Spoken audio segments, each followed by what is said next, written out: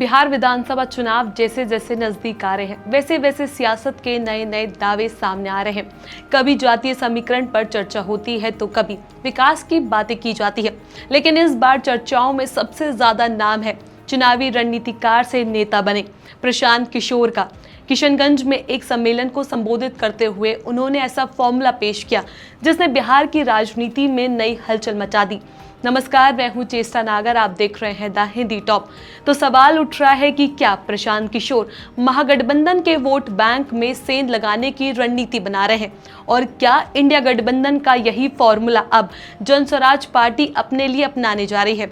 प्रशांत किशोर लंबे समय तक चुनावी रणनीतिकार के रूप में काम करते रहे और कांग्रेस से लेकर बीजेपी तक कई दलों के लिए चुनावी जीत की पटकथा लिख चुके हैं, लेकिन अब ये बिहार में अपनी राजनीतिक जमीन तलाश रहे हैं।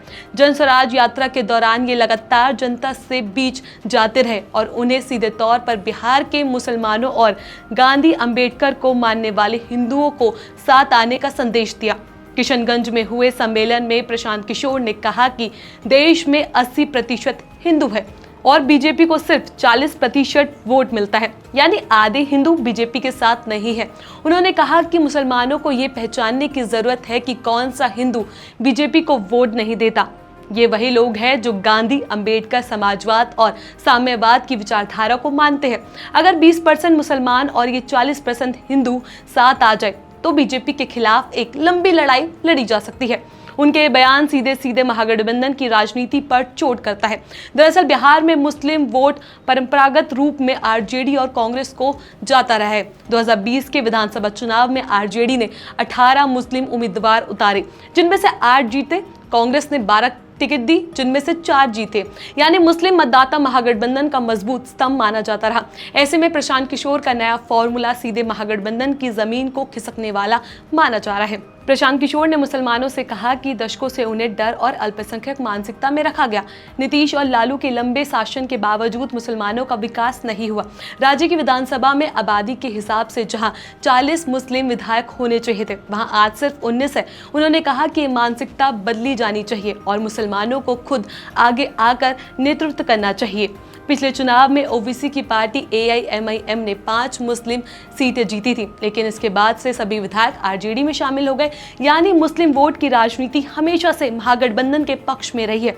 अब प्रशांत किशोर इसी वोट बैंक को एक वैचारिक आधार पर अपने साथ जोड़ने की कोशिश कर रहे हैं। उनका दावा है कि जनस्वराज पार्टी अगर चुनाव लड़ेगी तो 40 मुस्लिम उम्मीदवारों को टिकट देगी। ये सीधा मैसेज है कि मुसलमानों को किनारे से उठाकर राजनीति के केंद्र में लाना चाहते हैं।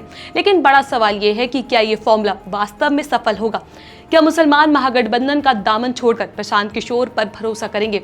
और क्या गांधी अंबेडकर की विचारधारा वाले हिंदू जो कभी महागठबंधन के साथ है, वो जनस्वराज पार्टी के साथ जाएंगे? ये वही बिंदु है जिस पर बिहार की राजनीति में अभी से गर्मी बढ़ गई है। कांग्रेस और आरजेडी के लिए ये सीधे खतरे की घंटी है।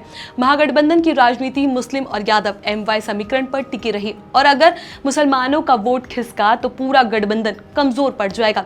यही बीजेपी और जेडीयू जैसी पार्टियां इसे सियासी हलचल को अपने अपने फायदे के लिए भूनने की कोशिश कर रही है। राजनीतिक जानकार मानते हैं कि प्रशांत किशोर का ये नया दावा केवल वोट जोड़ने का नहीं, बल्कि एक नई विचारधारा को स्थापित करने का प्रयास है। वो चाहते हैं कि मुसलमान और गैर बीजेपी पंथी हिंदू मिलकर विकल्पीय राजनीति का चेहरा बने। यही वजह है कि उन्होंने कहा है कि ये वोट नहीं मांग रहे, बल्कि समर्थन मांग रहे हैं। बिहार की राजनीति हमेशा से ही जातीय और सामुदायिक समीकरणों पर टिकी रही, लेकिन इस बार प्रशांत किशोर ने एक नया फॉर्मूला पेश किया है, मुसलमान और गांधी अंबेडकर को मानने वाले हिंदुओं का गठबंधन।